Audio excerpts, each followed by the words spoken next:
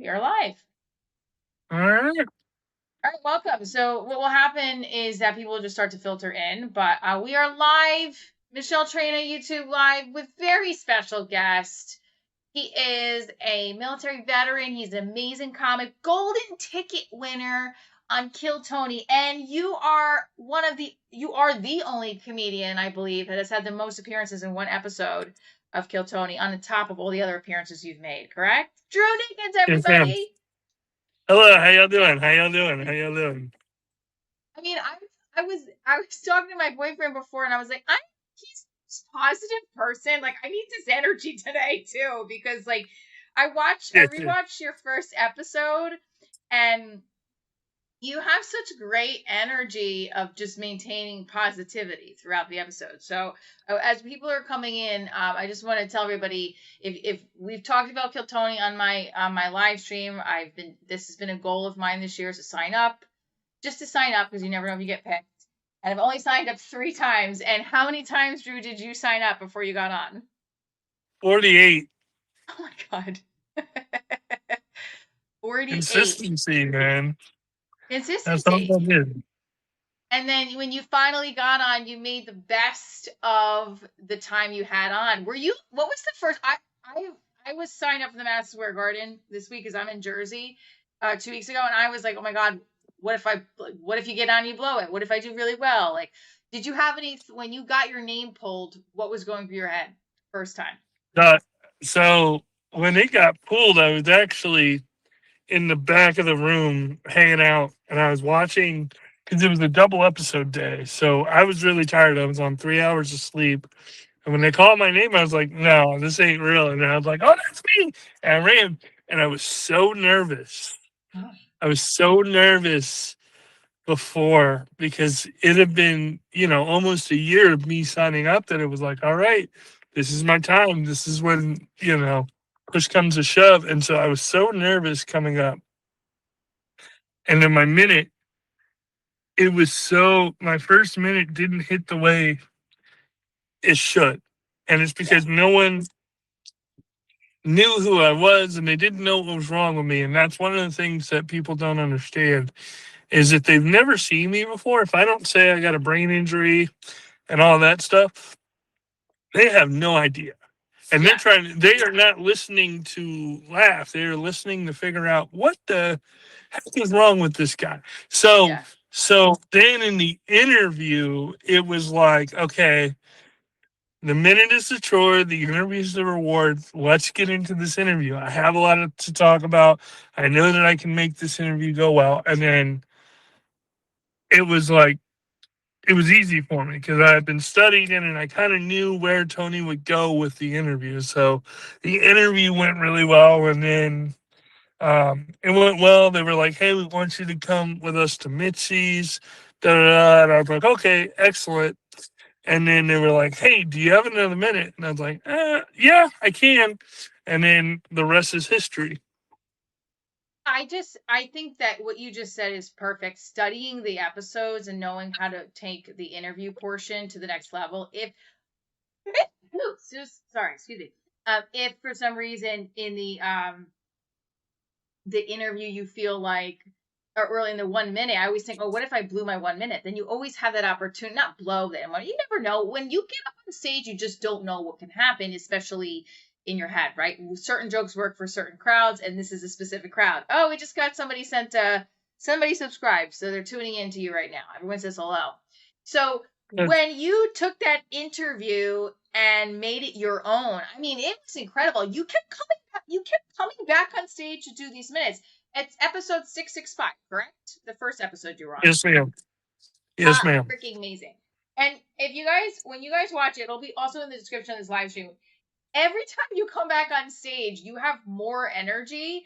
And also, I think they even said something about like that you came back on stage as if you were famous already, and it was great. And that's the kind of feeling you have to seize the opportunity. All right, and then so what happened at the end of that episode? Did you go to the because I was there. This was in 2023, right? The first one. 2024. Okay. Yeah, it was 2024 Memorial Day weekend, I think. It was near there. And then So, after the episode, what happens next? Then you go back for the next time because you get the golden ticket that episode, correct? well, no, okay. So, No, it's okay. complicated journey, but so after the episode, I go out. I say what's up to my people. You know, all my friends are out there. They could because the rumblings were happening. So I have been watching people get pulled and everything, and so no one knew what was going on over at Poor Choices until people were relaying, "Hey, he's back on stage. Hey, he just did another minute." So my people that I've been kind of hanging out with, I went outside, I hugged them, just talking to my people. I saw Cam. We had a good moment because like I knew Cam, and we had done one show together like a year before that, and we were cool, and so we do that, and then I go to the after party. And the funniest thing, because I'm 5 years sober, funniest thing is I go to the bar to get a Red Bull pineapple juice, and you could tell Tony was so worried because he didn't know what I was gonna get. And then I was like, "Hey, can I get a sugar-free Red Bull and a pineapple juice in Yeah, one?" And he's like, "Oh," and I was like, "Yeah, I don't drink. I got to drive back tonight anyways." yeah, And because I had to drive back to Dallas that night. And so I went to the after party. I was there till like 1 o'clock. I was pretty late for somebody who's got to drive all the way back to Dallas that night. yeah, So I'm hanging out. I'm talking to people. I'm talking to people that I've been like idolizing, like Hans and Hassan, and like all these comedians that I was like, wow, this is great. And a little known fact, I had three people that I wanted on my episodes that if they were on my episodes, I was happy. One of them is Wanda Sykes, one of them is David oh, Spade, and the other one was Eric Griffin. And Eric Griffin was ooh, on my episode. And so when I went up to do my first minute, I was so nervous. I asked Billy, who was working the curtain at the time, "Hey, who are the guests?" And he said, "Jim Florentine and Eric Griffin." Eric And I Griffin. knew who Jim Florentine was because I watched Crank Anchors and all that. I knew who he was, and I was excited about him. But I was so excited that Eric Griffin was on because he was one of my top three people that I wanted because I've been such a fan of him through Montez. I saw him when he was at the Arlington Improv, and so I would and I got to like shake his hand and then never meet again. And now when we see each other, it's always a good, happy, like, "Hey, how you doing?" Da, da, da. But so I get done with the Mitzies and I start driving and I call my best friend and I said, "Hey, you're not gonna believe what happened. I think it went really well."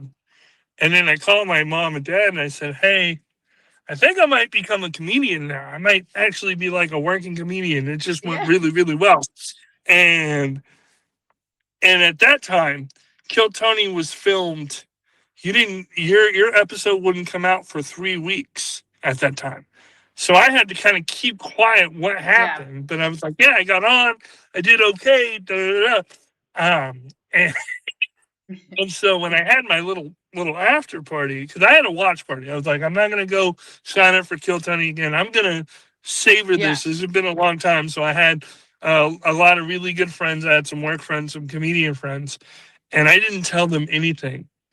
Oh, Only you kept one it guy who quiet. was in Austin. So they see me and they go, "Hey, good job."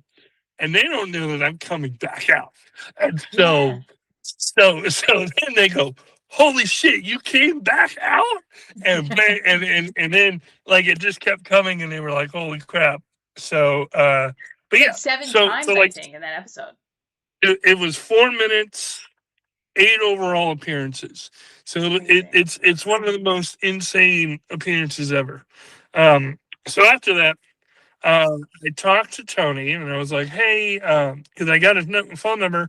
I'm like, "Hey, when do you want me?" And he's like, "Hey, we don't know. Just come over, hang out." And he didn't tell me that he's going to put me on. So I have a minute ready because I was like, "I'm going to go hang out." And this is the first time I ever got to go to the green room, talk to everyone, get to know Yeah. everyone.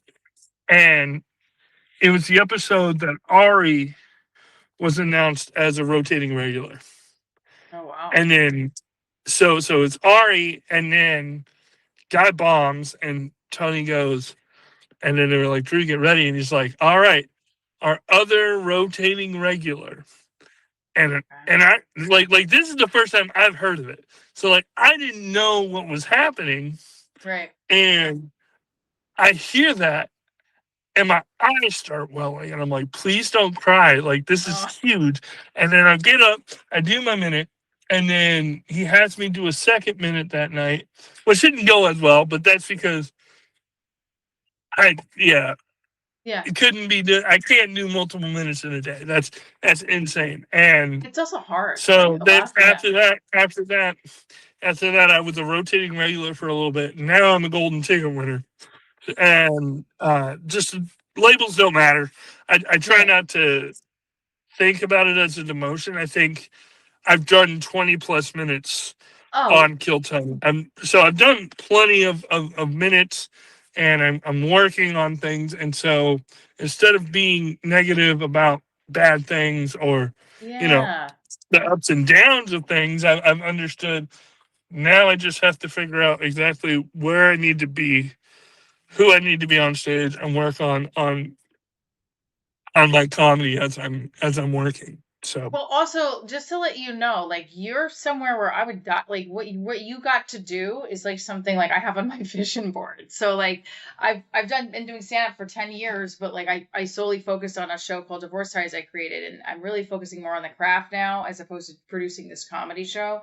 And like I have what you're doing, what you got to do is like a vision for like that's amazing. And also what I kept recognizing, and I apologize if I'm looking down, I'm looking at the Streamlabs camera, not, and I apologize if it looks like I'm looking up and down. yeah, So no don't think worries. I'm not looking at you. I can see you in the monitor. And so what you got to do not only is something that I have again on my vision board, and many comedians, like everyone that stood in line at Madison Square Garden last week with my comedy friends, like you said, that hang with your friends, the people that you go with, right? It's like it bonds you together. And I also did the wait at Shakespeare's. I know I don't think it was at Shakespeare's when you were on, right? Was it yet? Was the No, time?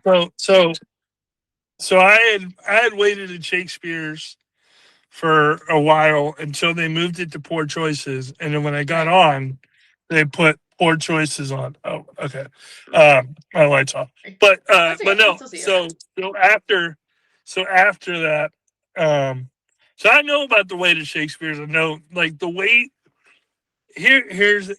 A lot of people get discouraged because they're like, man, it feels like you're wasting time. Uh, When I started doing is I started like writing jokes or yep. editing something, or Hmm. do something within that time where it makes you feel like you're productive.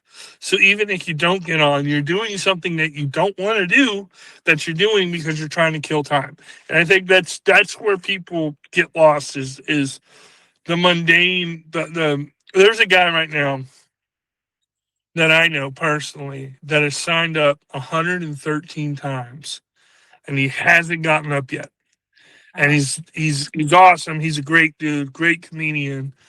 You'll know when he's on, you'll know he's a character. He's great, but he's not giving up, and he's still going, and he knows whenever it happens, it happens. And yeah.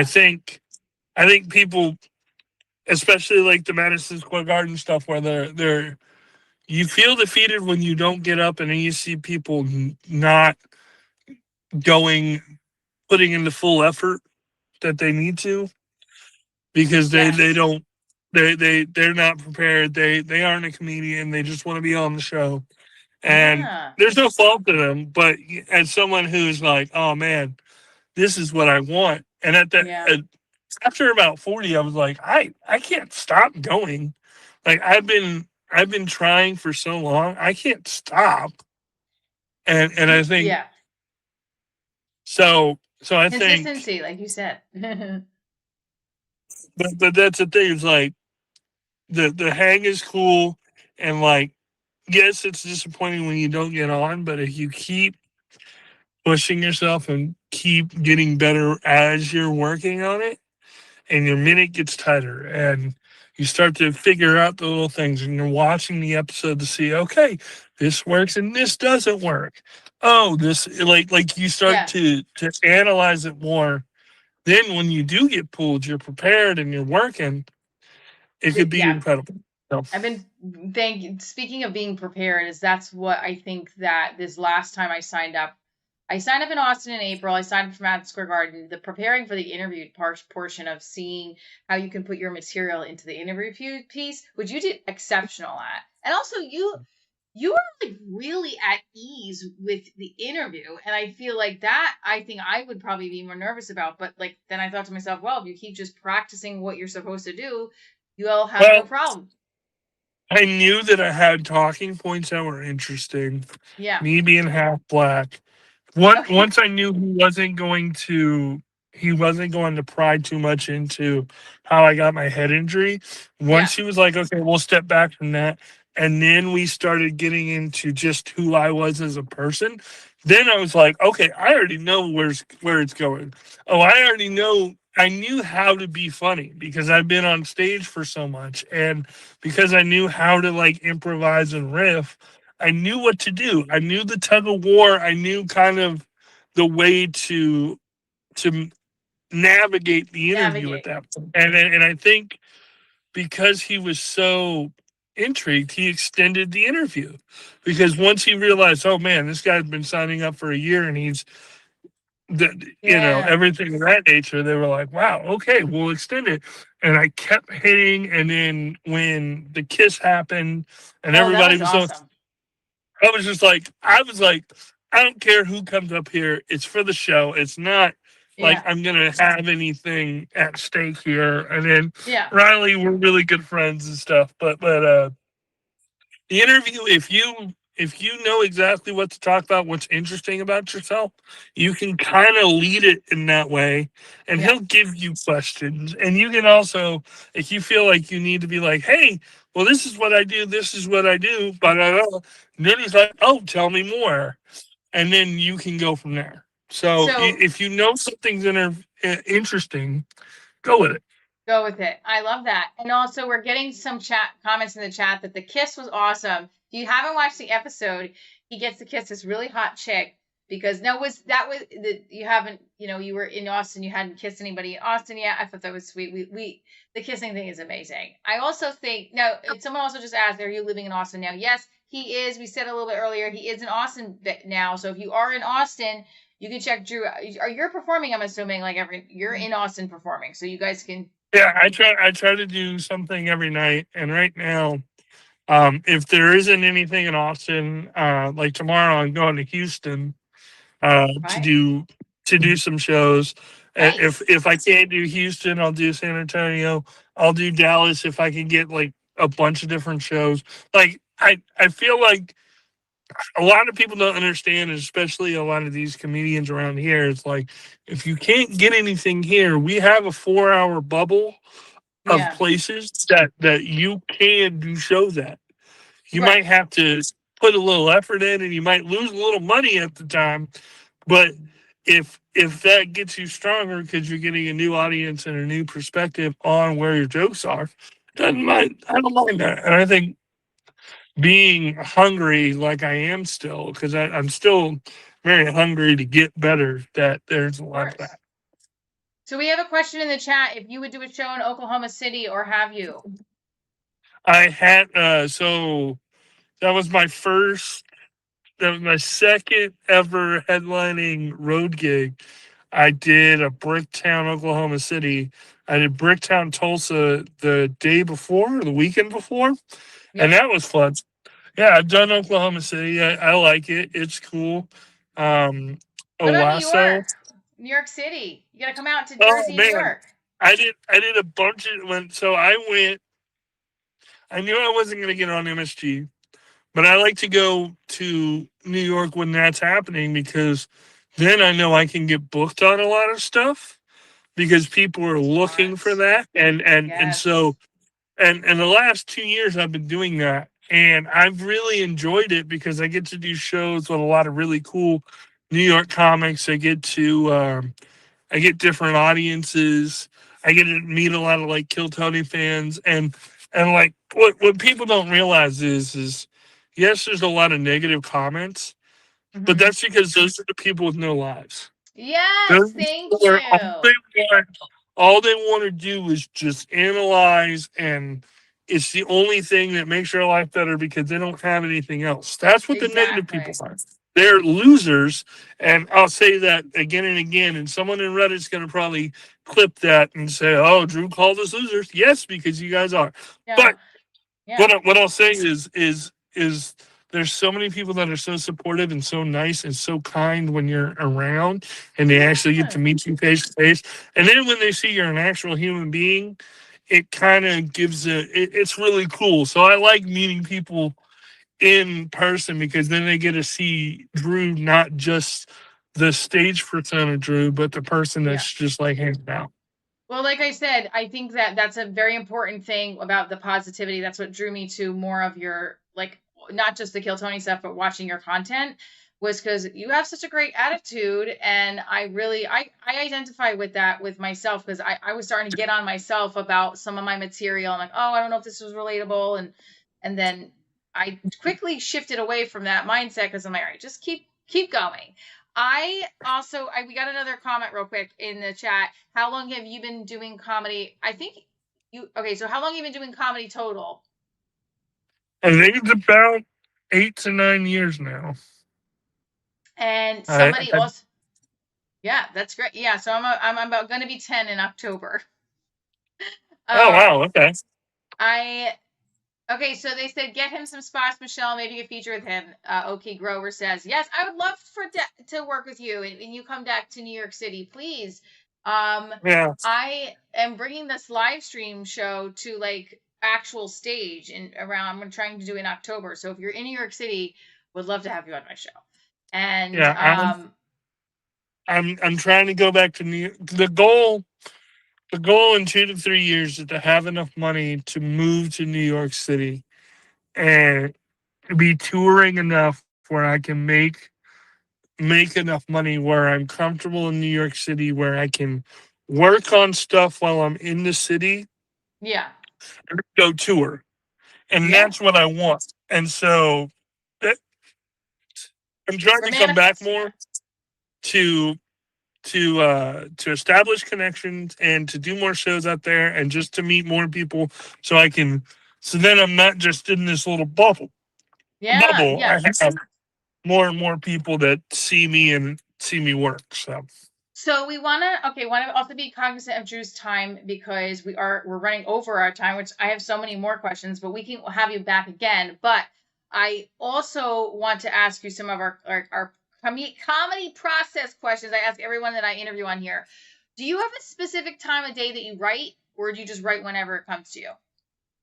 so my writing is I'll write, I'll have premises, and throughout the day when I have dead air, I'm thinking of the process. I'm thinking of the premise. I'm thinking of word choice. I'm thinking of what can I do with this. And my writing process right now is because I'm cleaning out the attic. I've done 26 minutes on Kill Tony, and I would say probably about 10 of those minutes weren't great because they were written in 2 to a week. 1 to 2 weeks they were written and then put on stage. I'm Hmm. going back, and because I'm a better comic now and because my writing process is so much better because I understand the mechanics, I'm going back to those things and saying, okay, that's a solid premise. How can I make it better? Where what kind of type of punches can I use on that? What type of timing? Because I want to be able to have an hour by the end of the year because I have about 45 minutes. But if I can get to this hour where I'm doing cleaning out the attic and I'm coming up with new material, and now I have an hour of solid jokes Yeah. that I can work on when I'm headlining, then I'm there. So my process, because I can't just sit down. The Yeah. magic can't happen when I'm just sitting down. I know people say, well, you force it, no, no, no. Not the way my brain works, Yeah. with, Me with, too. with having my head injury. So I'm constantly throughout the day thinking of things.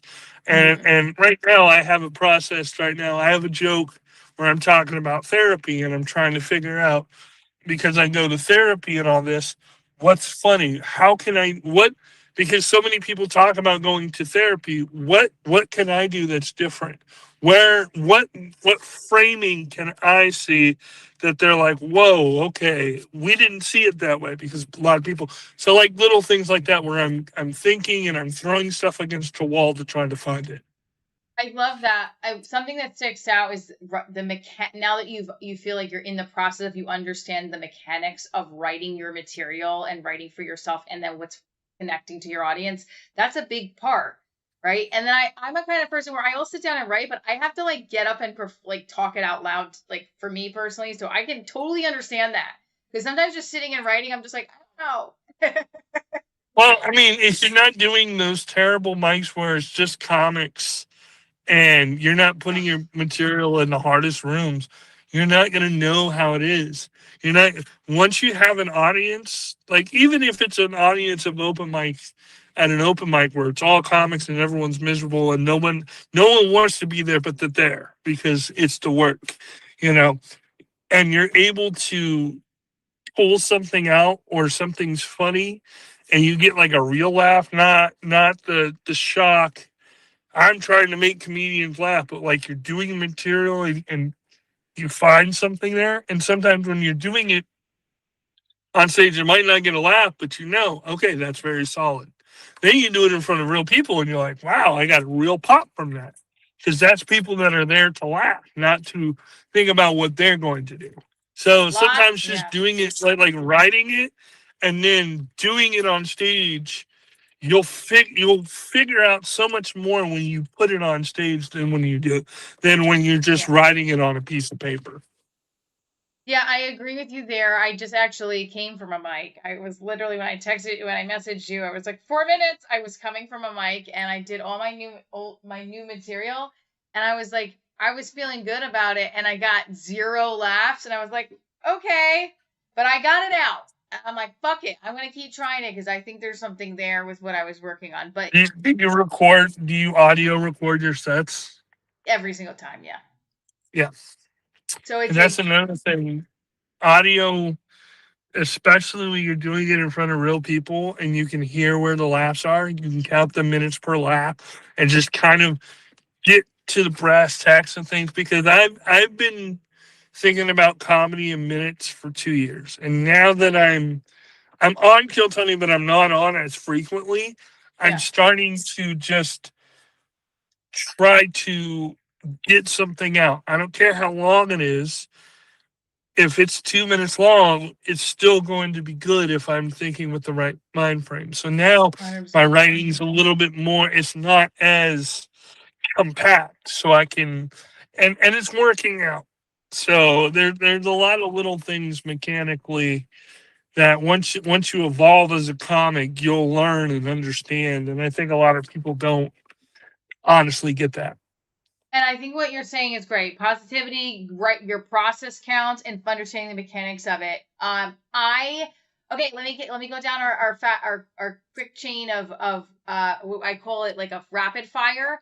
Um, are you a do you do any notebooks on stage or no? Because you know how sometimes comics do, like they'll bring a notebook on stage or they're working out new I material. put my phone. I put my phone. I have a list of words. Those words are my jokes. If I and people don't understand, if I get a mind blank, because I will get a mind blank sometimes where I just forget where I'm at. I look down at the note, I see the word, and then I go with it. Great. And I Okay. think Love it. that's what I do. And then are you water on stage or nothing on stage? I always have Red Bull, Red Bull or an energy drink or water. I don't care. If I have it, I have it. Like for yeah. longer sets, I want to have something because if I don't have anything, then I can't do the drink something and look down at my notes. You Oh know, yeah, that's a but I love that's that. what um, Jim Florentine gave me that advice. I love that. He said, and I always go with that. So I always have some when I'm doing a longer set. I always have something, and people will be like, "Yeah, you just picked up the thing and then put it down." It's like, look, I didn't want you guys to know that I was looking at my notes. but but so But that's the thing. no, I love that. Also, what is your? Do you have a person? Do you have a venue? If you had to pick any venue in or in the world that you could perform, what would it be? I want to do the store. That's like a that's like a lifetime goal. I want to do the store, the comedy store in LA. Um, I don't care the original room, the main room, the belly room, whatever room I can get in. That's kind of a goal of mine. I want to do the cellar, of course, because Yeah. that's the big goal. Like comedy, because like I don't know if I'll ever do arenas, and I don't know just because those are so the percentile of people that actually get to do a headlining set in an arena is so little that I don't even think about that. But like if I could do theater, if I could do like the Apollo Theater, that'd be sick. But I Oh, really want to do the cellar and I want to do the comedy store. Those are like the two things I really want to do. I feel like that will be in your future for sure, 100%. We have a question in the chat. They're asking, can you ask him if he can come to the Midwest? He's been to the Midwest. Are you have any show dates coming up in the Midwest? Uh, Something in Chicago. I'm featuring for Greg Giraldo Jr. I might have something in Wisconsin, but we're still working out the venue with that. Um, I've been to Michigan a bunch. I've been to Ohio. I've been to Indiana a lot. The Midwest and the South are the two biggest Kill Tony fan populations in the country. I've Where? noticed that because Oh, I get a lot of a lot of people reach out to me for the Midwest and for the South. So I'm always there. You just got to check my stories, my Instagrams, the underscore Drew Nickens, um, to figure that all out. I'm gonna put it in the chat now. Also, we're having a question about how were your shows in one of my moderators is from Oklahoma City. He asks, how were the Oklahoma shows when? Were there good crowds? They were fun. They were fun. Um, they got a little. I remember the Oklahoma City show because it was about 2 years ago. They got really rowdy at the end because they were drunk. Because the liquor kicked in like right when I was about to end, and I had to do the teacher thing where I was like, ba da ba ba ba, and then they all screamed, "I'm loving it," and I was like, "All right, I got your attention. Let me get through the last 3 minutes of my jokes." So they could get a little rowdy, but they were fun. They were a good time. I like Tulsa a lot. Tulsa, I've done a couple Tulsa's shows in great. Tulsa. I really like Tulsa. Tulsa's great. Um, so where okay, so now what's next? So you want to have your full hour by the end of the year, and Yes. you're okay. So is there anything else that we should like? Do you have something brewing that you want to plug, Okay. or just So I have a OnlyFans right now, and it's not oh nudity, not sexual, but I oh had a special on LMAOF, yep. um, which was really cool. But then I have an OnlyFans, and I have a podcast on there called Dance Date with Drew, where I teach ladies how to country dance, whether it's a comedian, OnlyFans girl, anybody. And I teach them and I interview them while I teach them how to country dance. So I'm it's a really sure. fun little thing. I have one releasing tomorrow on OnlyFans. Right now they're for purchase because I'm trying to get to a certain goal. Once I get to a certain goal on there, then I'm able to then I'm able to get a bonus. And then once that happens, then I'll do more free form stuff and put it on YouTube and stuff like that. But right now I'm trying to give OnlyFans subscribers something to purchase on there. So I just put Drew's Instagram in the chat, and you can find he's a link tree on there with the OnlyFans. He's his special and everything he's talking about. By the way, I was going to ask you with when you brought up the country dancing, that was brilliant, and I was like, oh, because I've been a trained dancer since I was a kid. And I used to teach dance, and I did dance mhm. professionally. And I was like, oh, should I put that into my interview? Like, you made me think of that. Like, I should say I dance bachata, which I do because all of his band is freaking Latino. And I have a joke. So I was like, you inspired me for some ideas with my interview. So thank you. I Yeah, love that. and the thing is like I go dancing every week when I'm in town. I go dancing every weekend. That's just what keeps me out of trouble. So when he was like, "What do you like to do for fun?" and I said country dancing, I was like, "Boom!" When Eric Griffin got up, I was like, "Okay, I can spin Eric Griffin." Funny story. I was at the mothership. The Red Clay Strays did a concert for the mothership staff and for comedians over there. A little private show, and I had one of my friends that I like to dance with, and we ended up dancing during one of the songs, and everyone was like, because they never really seen me dance because they Yeah. always just think, or when they see me dance, they're seeing me teach somebody, so they don't get to see me at my full power. And I remember a bunch of people were like, "What?" Very surprised by that. So I love it. Well, I love it. I hope that maybe if we have you on the live stream of my show, we gotta do a dance. I do 100 jumping jacks when I get to 100 likes in the show when I do it in the morning. So we. I wonder why. You know why? And you know what's funny is they did that on Kill Tony a while back, a couple episodes ago, and I was laughing. I said to my boyfriend, I'm like, oh my God, this is fucking perfect. It's a good omen. We have one more question in the chat. Actually, it's not a question. Okie Grover says, I love this guy. Yes, we love Drew. He's awesome. Thank you. So we would love to have you back again. And if you're in New York, please let me know so we can work together and Yes, figure ma'am. something out and come support your work. Follow Drew. Go watch a special on OnlyFans. And Drew, thank you so much for joining me tonight. Thanks for having me. This was a good time. Thank y'all. Yay. Bye. I'm going to click off the Google Meet. So thank you. Thanks. I'll send you the link. Bye, guys. Yes, ma'am. Bye.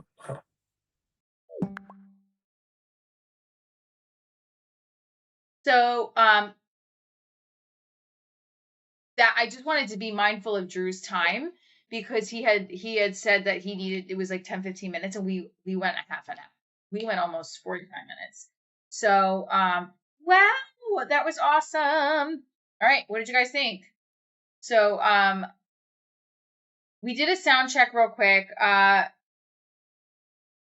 Yeah, definitely. I watched all of his stuff too prior to the interview again, and just was, hi, Drew says, I just think that it's very positive, and like, I mean, I'm very excited I got to have him on and thought it was a great episode. So if you did miss any portion of that interview, please go back and watch it.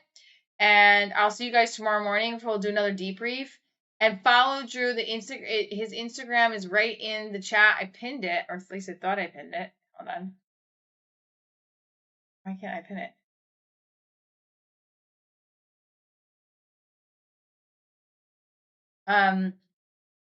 So make sure that you go follow his shit. I watched his first episode where he gets to come back on stage like literally 8 times, and it really inspired me.